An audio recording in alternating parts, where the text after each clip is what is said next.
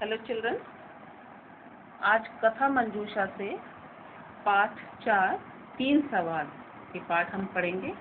इससे पहले आपको 3 चैप्टर्स में पढ़ा चुकी हूँ, चिंता चिता समान, कुबेर का घमंड, भिकारिन, और अब चैप्टर 4 पढ़ेंगे हम 3 सवाल।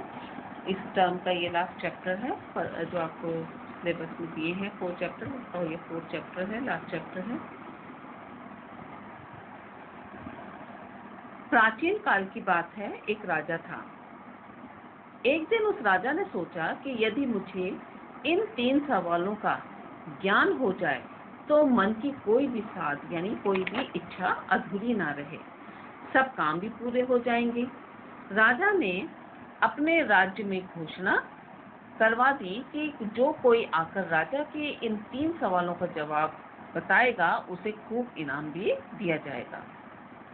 पहला सवाल ये था कि हर काम का ठीक समय क्या है। दूसरा सवाल यह है कि सबसे महत्वपूर्ण व्यक्ति कौन है, और तीसरा सवाल यह है कि सबसे महत्वपूर्ण काम कैसे जाना जा सकता है। जब ये बात पता चली दूसरे देशों में, तो वहाँ के विद्वान दूर दूर देशों से बड़े बड़े विद्वान जो थे वो उत्तर बताकर इनाम पाने की आशा लेकर राजा के पास आए। राजा को किसी भी विद्वान का उत्तर लेकिन उचित नहीं लगा, ठीक नहीं लगा। पहले सवाल के जवाब में विद्वानों ने उत्तर दिया कि हमें अपने सभी कामों को करने के लिए एक समय सारणी बनानी चाहिए, यानी टाइम टेबल बनाना चाहिए। उसमें सभी कार्यों को करने का समय पहले से ही तय कर देना चाहिए। समय सारणी तैयार होने से सभी कार्य उचित समय पर होंगे। कुछ अन्य विद्वानों का ये मानना था कि जीवन चक्र क्योंकि परिवर्तनशील है, जीवन परिवर्तन होता रहता है जीवन में, इसलिए समय और आवश्यकता के अनुसार काम भी बदलते रहते हैं। इसलिए हर कार्य का समय पहले से ही नियत कर लेना अत्यंत कठिन कार्य है। आदमी को चाहिए कि वह कार्य का समय अपने पहले से ही नियत कर पाना अत्यंत कठिन कार्य है। इसलिए आदमी को चाहिए कि वह अपने आसपास का ख्याल रखे और जो जरूरी और उपयोगी हो समय के अनुसार उसी प्रकार से वह कार्य को करता चले। लेकिन कुछ जो अन्य विद्वान थे उनका ये मानना था कि पंडितों की एक सभा होनी चाहिए जो हर समय राजा के पास होनी चाहिए। वह सभा जो है राजा के पास होनी चाहिए, और वह सभा कार्य और समय की आवश्यकता के अनुसार प्रत्येक काम का उचित समय निर्धारित करे कि कौन से काम को कब करना है। उसका विरोध करते हुए कुछ अन्य विद्वान जो थे उनको ये गलत लगा, तो उन्होंने विरोध किया और उन्होंने कहा कि कुछ बातें ऐसी नहीं होती कि उन बातों को सार्वजनिक यानी हर किसी को बताया जाए, इसलिए हर बात हर समय सबके सामने नहीं कही जा सकती। कुछ ने कहा ज्योतिष विद्या का ज्ञान रखने वाले पंडित हर समय महाराज को हर बात का शुभ मुहूर्त निकालकर बताएं। यानी सभी विद्वान जो आए हुए थे उन्होंने अपने अलग अलग विचार जो थे वो रखे। पहले सवाल के जवाब की तरह दूसरा जो सवाल था उसके जवाब के भी सभी विद्वानों ने अपने समझ के अनुसार अलग अलग उत्तर दिए। किसी ने कहा राजा का काम अपने दरबारियों के बिना नहीं चल सकता, इसलिए उसके लिए सबसे जरूरी राज दरबार के लोग हैं। किसी ने कहा राजा के लिए सबसे जरूरी जो है ज्योतिषी होते हैं, और ज्योतिषी राजा के बुरे समय के बारे में जानकर विभिन्न उपायों के माध्यम से उसे आने वाले खतरों से बचा सकते हैं। किसी ने कहा कि राजा को बीमारियों से बचाए रखने के लिए सबसे जरूरी जो है वो अच्छे वैद्य होते हैं क्योंकि वो उनको दवा दे सकते हैं। कुछ अन्य कहने लगे राज्य में सबसे जरूरी जो है वो सिपाही होते हैं क्योंकि वो राज्य की सुरक्षा करते हैं। तीसरे सवाल के जवाब में कि सबसे जरूरी काम कैसे जाना जाता है, कुछ ने जवाब दिया कि दुनिया में सबसे जरूरी वस्तु विज्ञान है, साइंस है।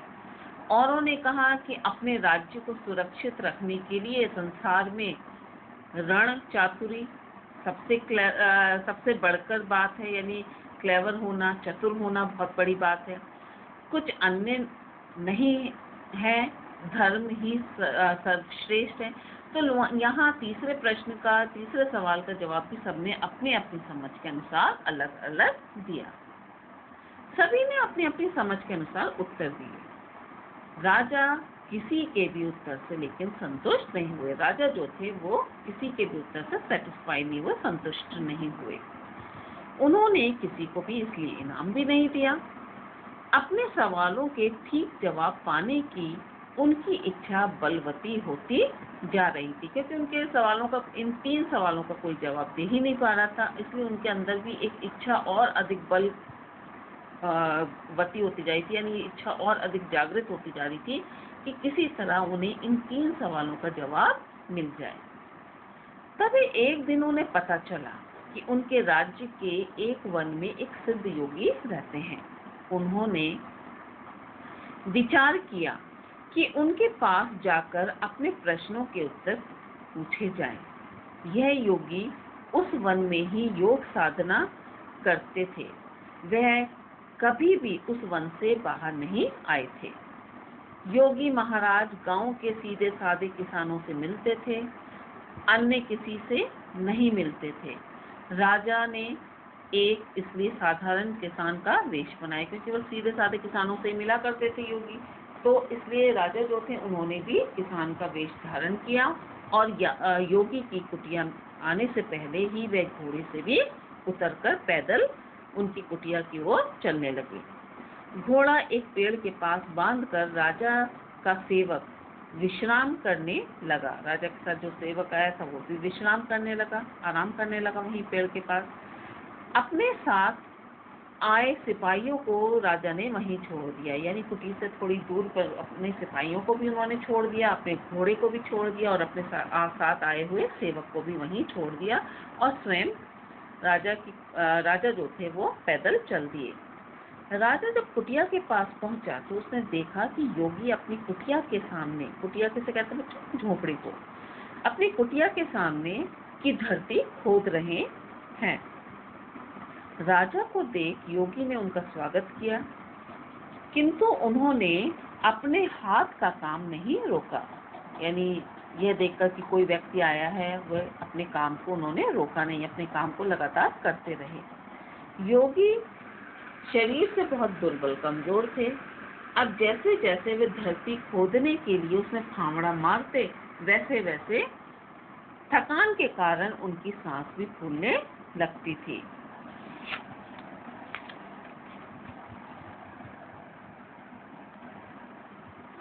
राजा अपने प्रश्नों का उत्तर जानने के लिए बहुत बेचैन थे, इसलिए योगी के पास जाकर वह बोले, हे योगी महाराज, मैं आपके पास अपने 3 सवाल के उत्तर जानने आया हूँ।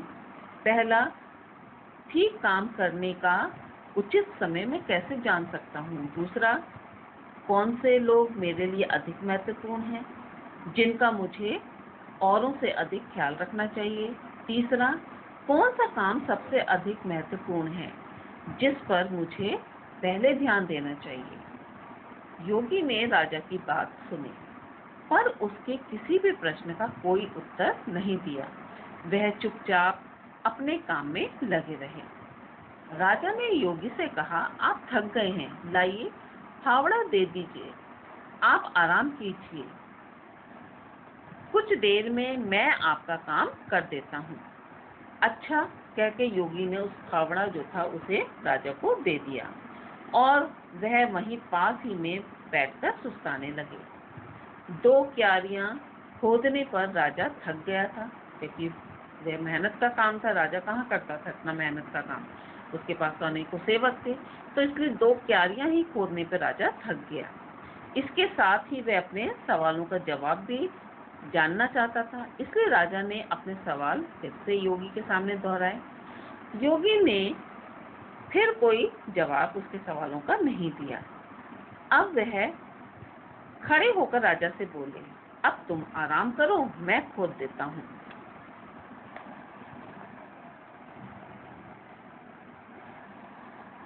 राजा ने फावड़ा योगी को नहीं दिया और फिर से क्यारी खोदने लगा।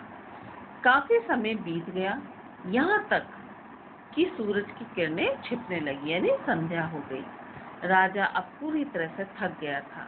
उसने फावड़ा धरती में ही लगा छोड़ दिया। वह फिर बोले, हे ज्ञानी पुरुष, मैं आपके पास अपने प्रश्नों का उत्तर जानने आया हूँ। यदि आप मेरे प्रश्नों का उत्तर नहीं देना चाहते तो बता दीजिए, मैं अपने घर वापस चला जाऊंगा। तभी योगी ने सामने देखते हुए कहा, देखो, वहां से कोई भागता हुआ आ रहा है, ना जाने कौन है। राजा ने योगी की बताई हुई दिशा की ओर जब देखा तो ये देखकर हैरान रह गया कि एक दाढ़ी वाला आदमी वन से उन्हीं की ओर भागा आ रहा था। उसने अपने दोनों हाथों से कसकर पेट दबा रखा था और उसके पेट से रक्त बह रहा था। राजा के पास पहुंचते ही वह व्यक्ति जो था बुरी तरह कराहता हुआ, यानी चीखता हुआ गिर पड़ा और बेहोश हो गया। राजा ने योगी की मदद से उस आदमी के कपड़े खोले। उसके पेट में एक बहुत बड़ा और गहरा घाव था। जैसे तैसे करके उसके घाव को राजा ने धोया। योगी का अंगोछा और अपने वस्त्र का कुछ टुकड़ा फाड़कर उसकी पट्टी बनाकर उसके बांधी। उस व्यक्ति के घाव से लगातार खून बह रहा था। उसने पट्टी हटाकर फिर से घाव धोया, यानी राजा ने फिर से घाव धोया और राजा ने अपनी चादर उतारकर, जो वो गौशाला की तरह से ओढ़े हुए थे राजा, तो अपनी चादर उतारकर उसके घाव पर कसकर बांध दी। आखिर में खून बहना फिर बंद हो गया। अब आदमी होश में आया। होश में आने पर उसने पानी मांगा। राजा ने ताजा पानी लाकर उसे पानी पिलाया। इतने में सूरज छिप गया, यानी सूरज की रोशनी छिप गई। अब सूरज डूब गया। इसके साथ ही अब ठंडक बढ़ने लगी। योगी की मदद से राजा उस घायल आदमी को कुटिया के अंदर ले गया। उसे वहीं बिछोने पर, जो वहां पर बिछोना था, लेटने का स्थान था, वहां उसे लिटा दिया।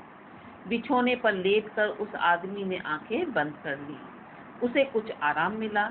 राजा भी, क्योंकि अब बहुत थक गया था, एक तो वह पैदल बहुत चला था वहां तक, कुटिया तक आने के लिए, दूसरा मिट्टी खोदने की भी थकान थी, सो वह भी वहीं दहलीज के पास चौखट का तकिया लगाकर, वहीं दहलीज के पास, यानी जो कुटिया का जो द्वार था, चौखट जो थी उस दहलीज की, उस पर अपने उस चौखट को तकिया बनाकर गुड़मुड़ होकर, यानी सिमट कर अपने आप में वहीं लेट गया।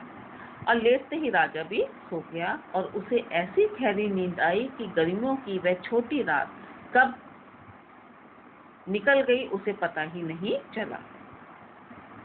सवेरे उठा तो वह कुछ देर तक यह सोचता रहा कि सामने पड़ा ये आदमी कौन है।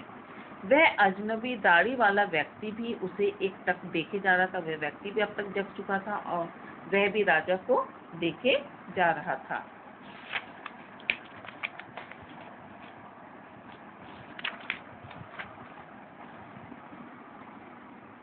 दाढ़ी वाले ने धीमी आवाज में कहा, आप मुझे माफ कर दीजिए। राजा बोला, भाई, मैं तो तुम्हें जानता तक नहीं हूँ, मैं किस बात के लिए तुम्हें माफ कर सकता हूँ। घायल बोला, आप मुझे नहीं जानते हैं, लेकिन मैं आपको जानता हूँ। मैं आपका वही दुश्मन हूँ जिसने आपसे बदला लेने की कसम खाई थी। मुझे मालूम था कि आप योगी के पास अकेले आए हैं। मैंने सोचा था कि जब आप यहाँ से वापस लौटेंगे तो आपका काम तमाम कर दूंगा। काम तमाम करना मुहावरा है, इसका क्या अर्थ होता है? आपका वध कर दूंगा, यानी आपको मार डालूंगा। लेकिन दिन छिपने के बाद भी आप नहीं लौटे। तब मैं अपने छिपने के जगह से बाहर निकल आया। आपके सिपाहियों ने मुझे पहचान लिया और उन्होंने मुझे घायल कर दिया। मैं जैसे तैसे बचकर वहां से निकला। यदि आपने मेरा घाव धोकर इस पर पट्टी ना बांधी होती तो अब तक मैं कभी का मर चुका होता। ईश्वर की इच्छा देखिए, मैंने तो आपको मारने की ठानी थी और आपने मेरी जान बचाई। अब यदि मैं जिंदा रहा तो जन्म भर गुलाम की तरह आपकी ताबेदारी यानी आपकी सेवा करूंगा। इसके साथ ही अपने बेटे को भी ताकीद कर जाऊंगा, यानी अपने बेटे को भी ये बता जाऊंगा कि आप यानी राजा के विषय में उसको भी बता जाएगा। आप मुझे माफ कर दीजिए, मेरी आपसे यही विनती है। और ये कहते हुए वह माफी मांगने लगा राजा से।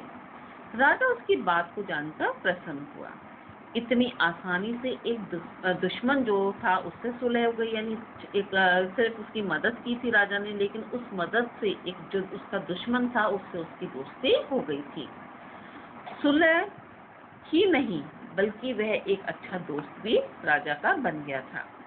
राजा ने उसे माफ ही नहीं किया, अपितु उससे कहा कि मैं आपकी सहायता के लिए आदमी और राजवैद्य भी भिजवा दूंगा। राजा ने उसकी जायदाद भी लौटाने का उसे वचन दिया। उससे पहले उसकी जायदाद जो थी शायद राजा ने ले ली थी, तो उसे वचन दिया कि वह उसकी जायदाद उसे लौटा देंगे।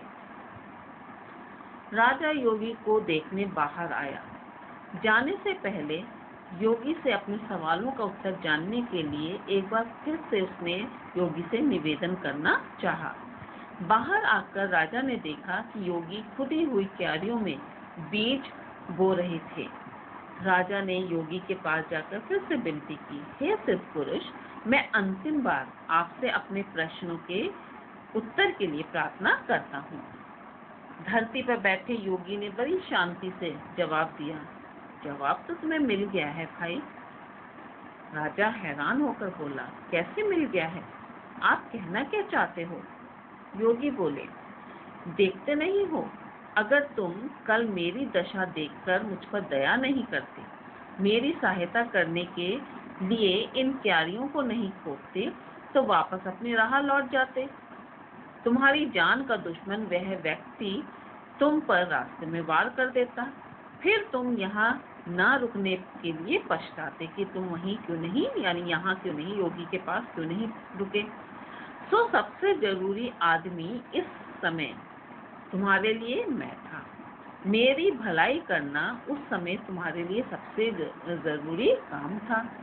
इसके बाद जब वह व्यक्ति घायल होकर यहाँ पर आकर गिरा, तो तुम्हारे लिए सबसे अधिक महत्वपूर्ण घड़ी वही थी जब तुम उसकी परिचर्या में लगे थे, यानी उसकी सेवा में लगे थे। अगर तुम उसका घाव धोकर उसकी पट्टी न करते, तो वह तुम्हारे साथ वैर लिए ही इस संसार से, यानी तुम्हारे साथ दुश्मनी लिए ही इस संसार से विदा हो गया होता।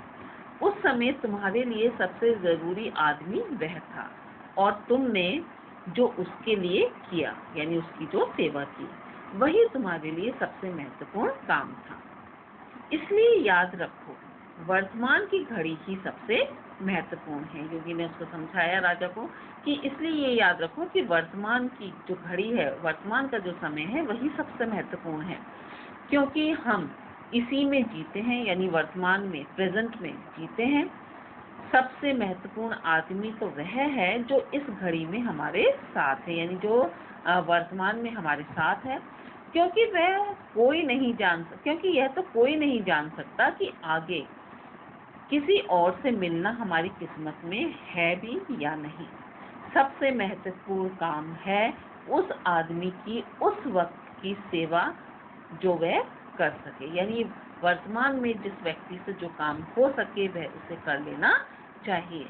तो कहने का अर्थ ये है कि 3 सवाल जो राजा के थे, उन्होंने अपने ही द्वारा कार्य करके, यानी अपने अच्छे कार्य के माध्यम से उन तीनों प्रश्नों का, उन तीनों सवालों के जवाब भी योगी के माध्यम से पा लिए थे।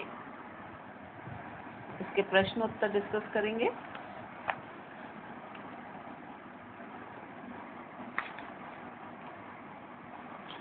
इसके 5 प्रश्न हैं। पहला प्रश्न, राजा के मन में कौन से 3 सवाल उठे? राजा के मन में, आप इसको इस तरह पॉइंट वाइज भी लिख सकते हो, राजा के मन में निम्नलिखित 3 सवाल उठे। पहला, हर काम का ठीक समय क्या है? दूसरा, सबसे महत्वपूर्ण व्यक्ति कौन है? तीसरा, सबसे महत्वपूर्ण काम कैसे जाना जा सकता है? दूसरा प्रश्न, राजा ने दूर दूर देशों के विद्वानों को बिना इनाम दिए क्यों लौटा दिया? राजा ने दूर दूर देशों के विद्वानों को बिना इनाम दिए इसलिए लौटा दिया था क्योंकि सभी ने अपनी अपनी समझ के अनुसार उत्तर तो दिए थे, किंतु राजा किसी के भी उत्तर से संतुष्ट नहीं हुआ था। तीसरा प्रश्न, राजा योगी के पास क्यों गया? जब दूर दूर से देशों से आए विद्वान राजा के सवालों का सही उत्तर नहीं दे पाए जिससे वो संतुष्ट हो जाए, तो सही जवाब पाने की इच्छा राजा के अंदर बलवती होने लगी। एक दिन राजा को पता चला कि उनके राज्य के एक वन में एक सिद्ध योगी रहते हैं। राजा ने विचार किया कि वह उनके पास जाकर अपने प्रश्नों के उत्तर उनसे पूछेंगे, और यही सोचकर राजा योगी के पास गया। चौथा प्रश्न है, दाढ़ी वाला व्यक्ति घायल कैसे हुआ? दाढ़ी वाला व्यक्ति जो कि राजा का दुश्मन था और राजा को मारना चाहता था, वह राजा के वापस लौटने का इंतजार कर रहा था, क्योंकि उसे पता था कि राजा योगी के पास गया हुआ है। किंतु दिन छिपने के बाद भी जब राजा नहीं लौटे, तब वह अपने छिपने के स्थान से बाहर आ गया, लेकिन राजा के सिपाहियों ने उसे पहचान लिया और उसे घायल कर दिया था। लास्ट प्रश्न 5, दाढ़ी वाला व्यक्ति राजा का दोस्त कैसे बन गया? राजा का दुश्मन एक दिन, जब दिन ढलने तक राजा के लौटने का इंतजार करता रहा, और जब राजा नहीं लौटा तो वह अपने छिपने के स्थान से बाहर निकल आया, किंतु राजा के सिपाहियों ने उसे पहचान लिया और उसे घायल कर दिया। जैसे तैसे बचता बचाता वह दाढ़ी वाला व्यक्ति जो कि राजा का दुश्मन था, योगी की कुटिया तक पहुंच गया। वहां राजा ने उसके घाव को धोकर पट्टी बांधी और उसकी जान बचाई। उस व्यक्ति ने जब ये सब बातें राजा को बताई, तो क्योंकि वह व्यक्ति जो था वो राजा को पहचान गया, और उसने सारी बातें राजा को बताई कि कैसे कैसे वह घायल हुआ था, और उसने अपनी गलती के लिए राजा से माफी भी मांगी। तो राजा भी उसकी बातों को सुनकर प्रसन्न हो गए, और उसको अपने और राजा ने अपने दुश्मन से सुलह कर ली, और दोनों आपस में दोस्त बन गए। ये 5 प्रश्नों के उत्तर बच्चों आप अपनी कॉपी में करोगे, कथामंजूषा की कॉपी और व्याकरण की कॉपी यानी हिंदी लैंग्वेज की कॉपी में। Thank you children.